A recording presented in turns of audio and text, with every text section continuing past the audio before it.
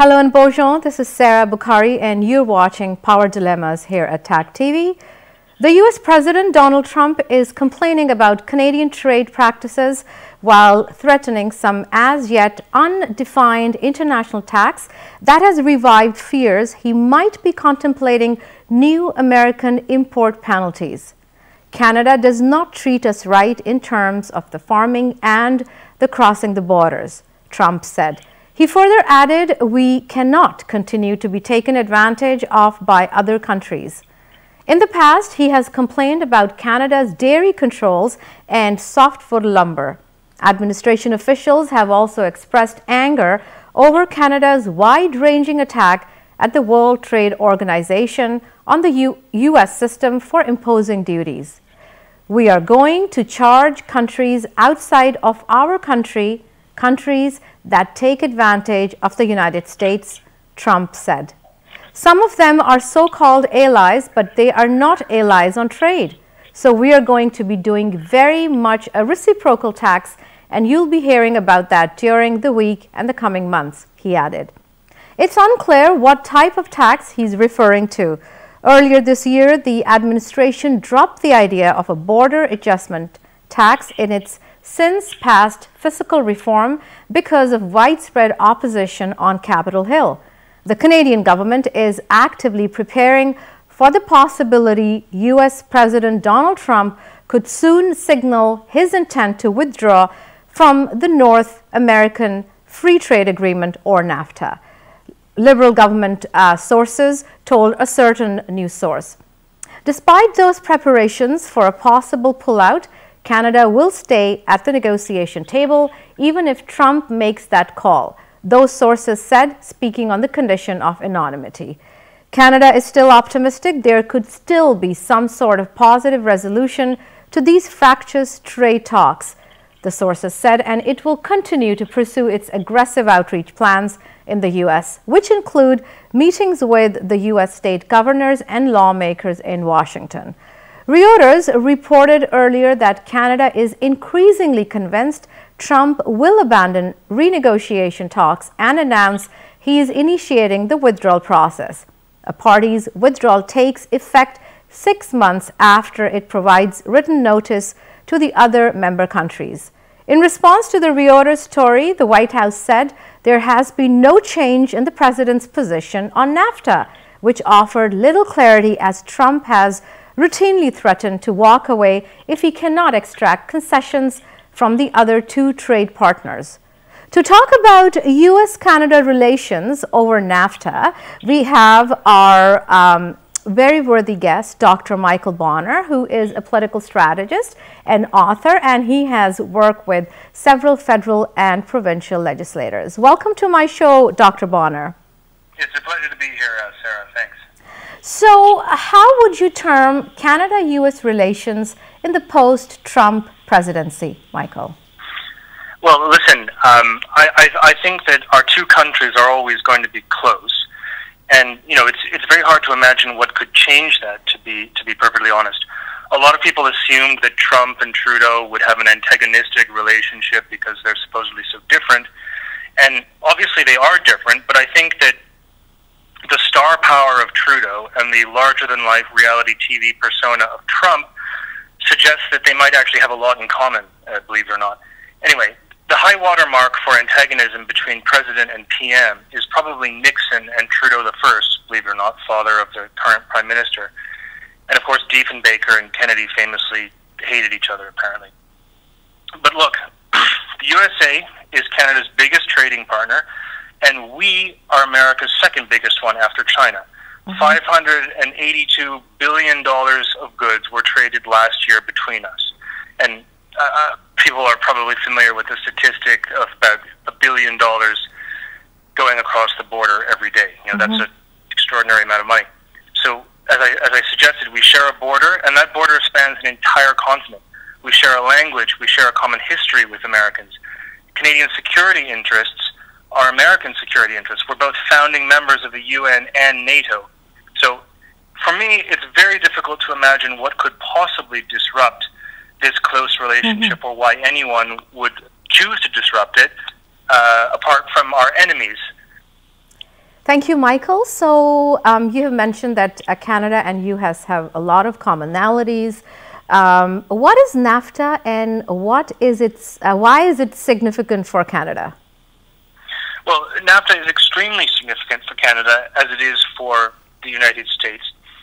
NAFTA is, for people who may not know, it stands for the North American Free Trade Agreement. Mm-hmm. It's the world's largest free trade area. Something like 450 million people are involved. It's Canada, the U.S., and Mexico. The total value of trade in GDP terms is just over $20 trillion. That's 20 trillion, which is really significantly larger than, for example, all of the entire European Union combined. So that does give you some idea of scale there. Since the beginning of NAFTA, it has quadrupled trade amongst the three partners in North America.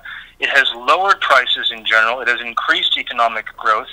And the main reason that all this happened is the elimination of tariffs between the three participating countries. So that, you might call, is the upside of NAFTA, but it has a downside. NAFTA was controversial from the very beginning, and it remains controversial. I'm old enough to remember when NAFTA was brought in. I was relatively young, but I still remember it. And I also remember the loud and aggressive objections to some of its consequences. Most famously, people objected to outsourcing. People talked about sweatshops in third world countries, the collapse of domestic manufacturing in Canada and the USA, and stagnating wages. In fact, NAFTA has even been blamed for displacing Mexican agricultural workers and forcing them to migrate illegally into the USA. So definitely a lot of controversy there. Organized labor complained vociferously, and Naomi Klein, for example, and the Chomskyite left were outraged. And this is going back to the 1990s. Basically right from the beginning. Now, nowadays, we hear less and less of such complaints from the left. And one of the most interesting sort of political shifts in our time is that Donald Trump has basically taken over many of the standard left-wing criticisms of free trade in general and of NAFTA in particular. So, again, ironically, Naomi Klein and Chomsky found their greatest champion in Donald Trump. Now, I hasten to add also that Bernie Sanders in the last American election expressed many of the same criticisms. Anyway, it is unfortunately true that Canadian manufacturing jobs have suffered as a result of NAFTA. The price of labor in Canada simply cannot compete with the low cost of labor in Mexico, for example. And, we've seen a steady increase in outsourcing and, in fact, as many people argue, a collapse of domestic manufacturing. So bearing in mind the economic benefit that we've seen of NAFTA, I think an honest assessment would have to call it something like a mixed blessing. Okay, so you've elaborately you've explained you've given us a great insight onto why NAFTA is beneficial for Canada, why it's not for U.S. So you were saying that Canadian manufacturers have suffered on the hands of NAFTA. So is NAFTA better for Canada or for U.S.? Well, I think that there are benefits for both of us, to be honest. And it never hurts to increase trade in and of itself. But if the result of shipping jobs overseas means that we lose jobs domestically and that our manufacturing and industries collapse, I mean that's a serious social and political problem. Anyone who's been through the northeastern American Rust Belt can see the horrendous effects of the collapse of American manufacturing and the American steel industry, Trump notoriously referred to it as American carnage in his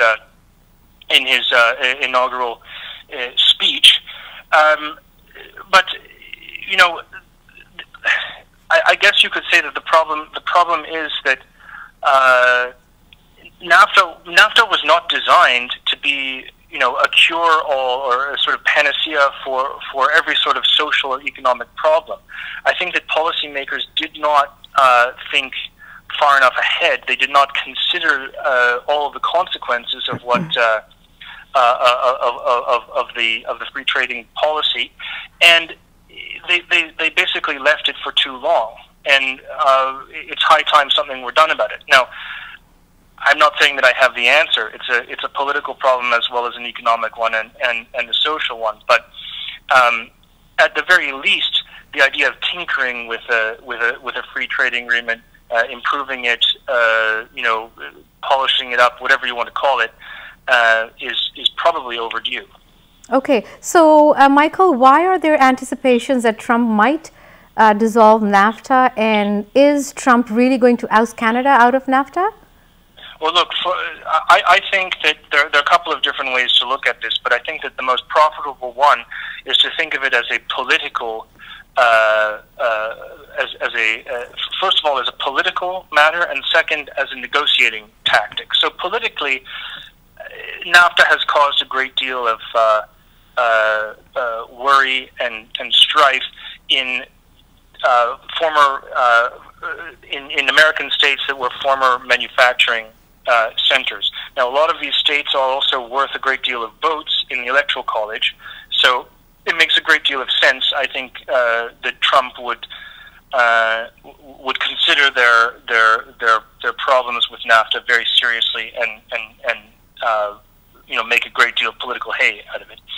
Secondarily, the threat of withdrawing from NAFTA, I'm going to go out on a limb and say I think it's mostly a negotiating tactic. I don't think that America has really much to gain from a sudden withdrawal. But let's go back to the question about Canada. Mm-hmm. When the Donald was on the campaign stump, he memorably complained a great deal about NAFTA, as we probably all remember. But I don't ever really recall him criticizing Canada. Mm-hmm. His harshest comments were reserved for Mexico. So, you know, and of course, on the question of trade generally, he was also very critical of China, but not of Canada. Now, since then, we've seen the imposition of high tariffs on imported steel and aluminium. Mm-hmm. These tariffs are as high as 25%. So, you know, that's alarming for Canadians, because a lot of American steel actually comes from Canada, and a 25% tariff would indeed hurt us. However, the USA is now signaling that they're open to exempting Canada, presumably because they feel that the real culprit is China. Now, what the Trudeau government has done yesterday, in fact, was announce that Canadian border security will be given extra powers to crack down on cheap steel and aluminium, which foreigners are dumping in the Canadian market. Now, the dumping of these products has been a long-standing American grievance.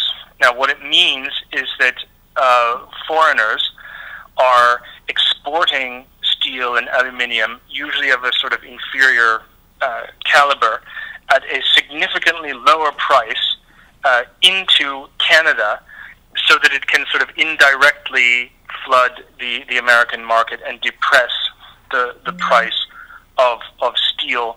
And the goal is to dominate a foreign market, basically to create a monopoly and to kill off all competition. Okay. Now, I think that the Americans are right to be concerned about that. I think that they're understandably acting in their own national interest, and I think that it's right for us to cooperate, because it isn't good for us either. So, the way I analyze that is that the problem with NAFTA, the problem with free trade that I think the Americans are getting at, it's not really Canada, but what Trump is after, I think, is an easy victory, something that he can declare is a great success, something that we can cooperate on and say that we're helping to improve NAFTA or however it will be spun, and that the real targets are Mexico and China. Mexico, because wages are kept artificially low, and then there's a sort of vexing problem of illegal immigration, and China because of things like currency manipulation, flooding the market with inferior, cheap steel and other products. And so Canada shouldn't be scared at all. And the worst case scenario is if Canada is ousted from NAFTA, what are the repercussions? So 2 questions: shall Canada be scared, and what are the repercussions? Well, look. In politics, anything can happen, and I think that Trump has demonstrated that he likes to be considered unpredictable and a bit of a madman and so forth. And I think that a lot of that's sort of out of the Nixon playbook, and who knows what effect it may have. I think that we should always take our trading partners seriously. We should always be prepared for the worst in politics as in international relations. So I cannot say absolutely definitely that there's nothing to worry about. But I think that we have to cooperate with our ally, and we have to, try to make a better trading agreement for everyone concerned. Will Canada be kicked out of NAFTA? I mean, I don't think that's. I don't know if that's really possible. Will America withdraw? I mean, I can easily imagine that as a negotiating tactic. But the consequences to American businesses and to a lot of Canadian exporters, and remember, we are an exporting nation. We produce raw materials, commodities, and so forth that the Americans depend on. Canceling NAFTA would have a disastrous effect. Now, we all might eventually get over it, but it would be very, very hard on both our economies in the short to medium term if that happened. But the reason that I'm a little bit more optimistic, I think, is that Robert Lighthizer, U.S. Trade Representative, announced today, in fact, that he himself is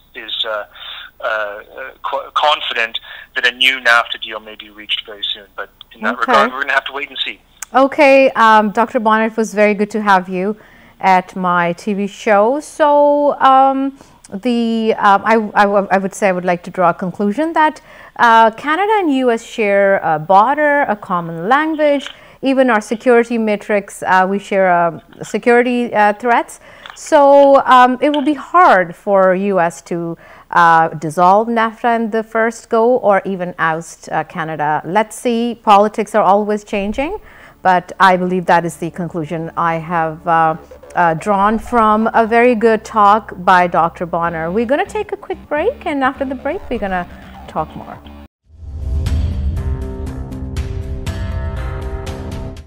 If you need to protect your family or business with life and health insurance, save for your retirement and children's education, or need mortgage advice, we can help. To set up your complimentary meeting, call Zahid Syed at 905-624-0008 or visit urujfinancial.com. PABS Promo has become the largest suppliers of promotional products in Canada. If you're looking to get your business to the next level, then look no further and call 416-710-6777 or visit pabspromo.com. Products we provide with your logo, teardrop flags, tents and banners, t-shirts and golf shirts with logo, pens, air fresheners and keychains.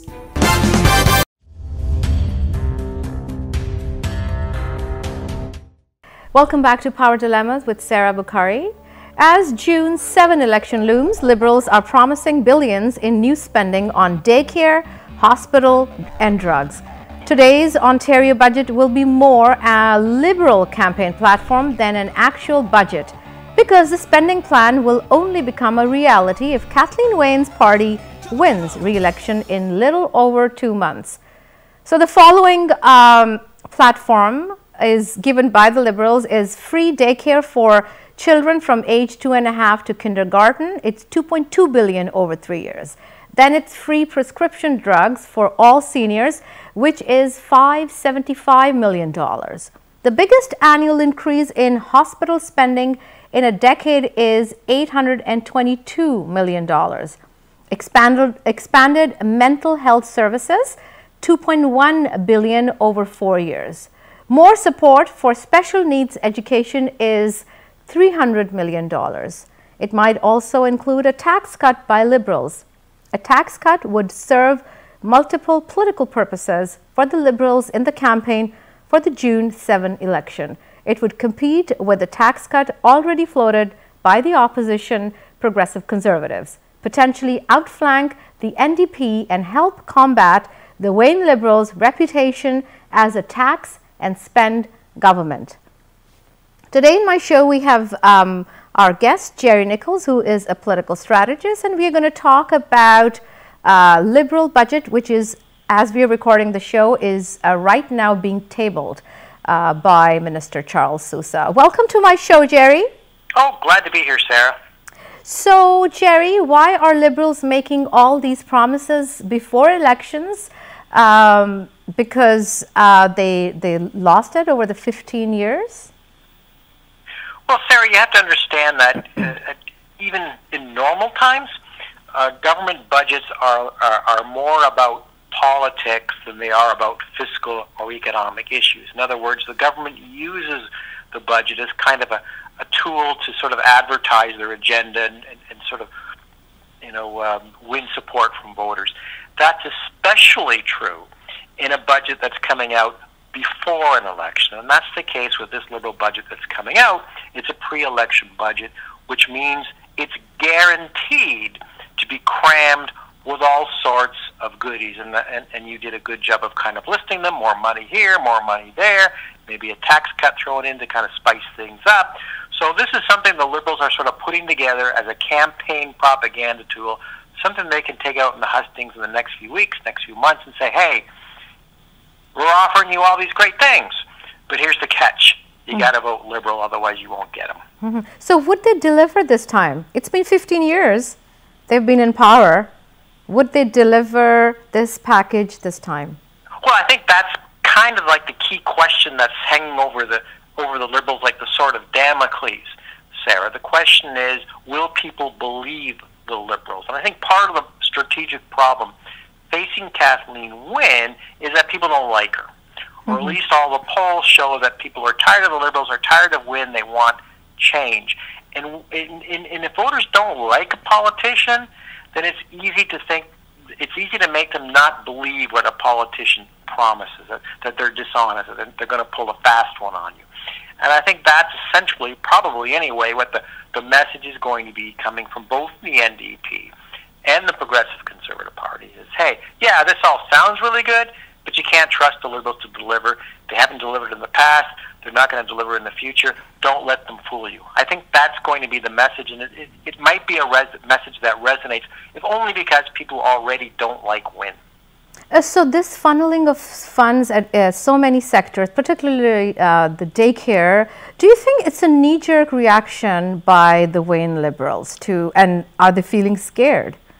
Well, I think their terrible polling numbers have probably prompted this, and I wouldn't call it a knee-jerk reaction. However, I'd say they've probably done a lot of research on this. They've probably done a lot of polling on this. They've probably figured out what promise they could make that would most make voters in Ontario happy. And they probably settled on this promise about daycare, that this is a winning issue for them. So this is why this is, I think, going to be front and center for them when they go out and when the election gets underway. This is going to be their main selling point. to voters, because I'm pretty sure they've done a lot of research and a lot of studying, figured out this is their best bet. So, Jerry, how many taxes are we looking to be levied on us if, God forbid, we get Liberals again? That's a good question, and again, I think that's going to be something that at least the Conservatives are going to play up, and they're going to say, you're only looking at one side of the equation when you're looking at all these great goodies. The other side of the equation is it's going to cost you more in taxes, and we already know the Liberals have a reputation, as you said, for being tax and spend. So I think this is something the Conservatives are going to play to as well, to kind of offset or to kind of blunt the spending offensive that the Liberals are going to be launching. One last question. Where are the Liberals going to find these funds? Where are they going to get the money to fund all these projects? Sarah, that's an impertinent question. You shouldn't be asking such things of politicians. The answer is, they don't know, and right now they don't care. Right now, they're only looking to June 7th. Okay, that's as far as their site goes. After that, they'll figure something out. More than likely, what will happen is that they will just borrow the money, which means that the deficit will get bigger and bigger, and the provincial debt will continue to grow and grow and grow. It was so good to talk to you, Jerry. I'm going to get you next Wednesday, and we will be dissecting the Liberal budget next Wednesday. Okay, Sarah. Talk to you then. Thank you so much for your time, Jerry. Bye-bye. My pleasure. Bye-bye. And that was Jerry Nichols, political strategist, and he was talking about how Liberals are promising to funnel huge amount of monies into the province of Ontario, and if they can do this job or not. To talk about this and today's Liberal budget, which is being tabled right now as we are recording my TV show, we have another political strategist, Mr. Brett McDermott. And hi, Brett, how are you? I'm well, thanks. Sarah, how are you? Good. So, Brett, why are Liberals making all these promises before elections? Would they deliver this time? Well, I think the budget is actually a platform for their election platform, if you will. It's a stepping stone or an opportunity to talk about what they're going to be campaigning on in the election campaign. So, in some ways, the budget speech is an infomercial for what they want to campaign on, and with specific policies that they're adopting. I certainly can see a very clear strategy on their part. Okay, and when we think about they're funneling so much funds into daycare and into hydro and drugs and making things easier for the seniors, the question becomes, what were they doing for the past 15 years?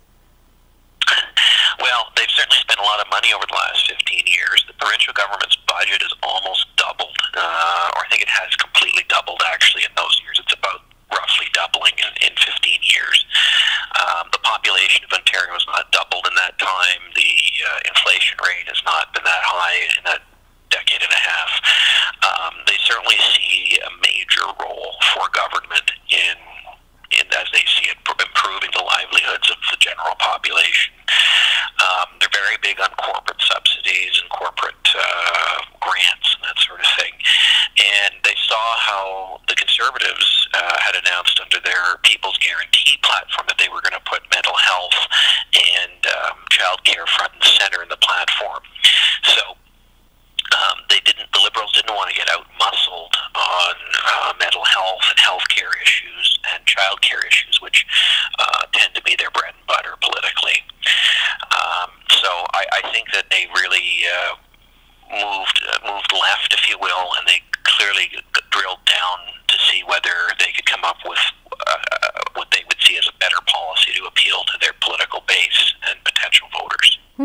So I believe it was yesterday when Kathleen Wayne announced they're going to funnel huge amounts of money into daycare. What is your take on that? Well, Liberal parties in Canada have been promising a national daycare program for decades. And when I say decades, I'm not exaggerating. And, to the federal Liberals' credit, in the 2015 election, they dropped that commitment and instead opted for a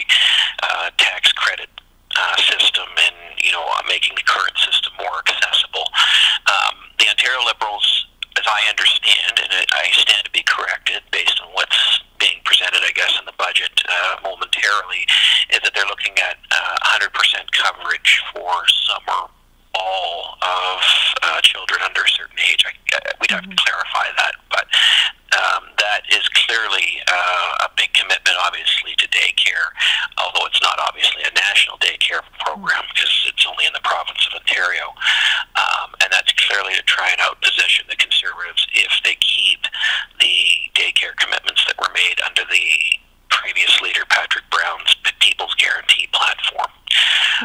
Under the People's Guarantee, the Conservatives had committed to 75% tax credit, if I recall correctly, on childcare costs. So this is a bigger commitment on the part of the Liberals, and they've said before that this is not going to inhibit their ability to balance the books. But of course, they've said that before and haven't balanced the books. So I'll wait with bated breath to see if they can do this and balance the books. So the question becomes that if they are promising so much funds in various sectors, how much taxes are we going to look at, or how much taxes are we looking to be levied on if, God forbid, we get Liberals again? Well, that's a good question, Sarah. I mean, the Liberals have said in the past, in previous election campaigns, from 2003 to 2014, that they weren't going to raise taxes, and then lo and behold, they did. So, like they raised taxes with healthcare premiums, the HST, and there are other examples too. So I'm not optimistic that they will be able to do all of what they're saying without raising taxes. So I think that it's quite unrealistic to do what they are going to say they're going to do and balance the books. So after today's tabling of the Liberal budget, do you think the ratings of the Liberals will go high in the next weeks to see till June 7 election? The ratings, like the polling ratings? You mean polling numbers? That's correct. Driving at there? That's correct. This is what I'm referring to. They've been making a lot of policy initiatives in the last couple of years, frankly, to try and shore up support and build support with their base. And I should mention that Kathleen Wynne's approval rating is actually lower than Richard Nixon's approval rating when he resigned the presidency in 1974. So, there has been a bit of a movement, as I've seen in polling, for Liberals, in favor of the Liberals, but not a lot. And my feeling is that this most likely, these policy initiatives, this budget presentation today, will likely not move the needle too much, too dramatically. But I've been wrong before, so I have to add that caveat. Good to hear that, Brett. Thank you so much for being in my show today. You're welcome. Thank you. We'll talk to you later. Thanks. Okay. Yeah, and that was Mr. Brett McDermott, and he's a political strategist. Folks, as we are recording this show, the Liberal budget is being tabled by Minister Charles Sousa at Queen's Park. There are lots of promises by the Liberal government. We have to ask ourselves, what did they do for us for the last 15 years? Voting is your right. Please use it responsibly. And that was all for today. See you next Wednesday at Power Dilemmas. Ciao.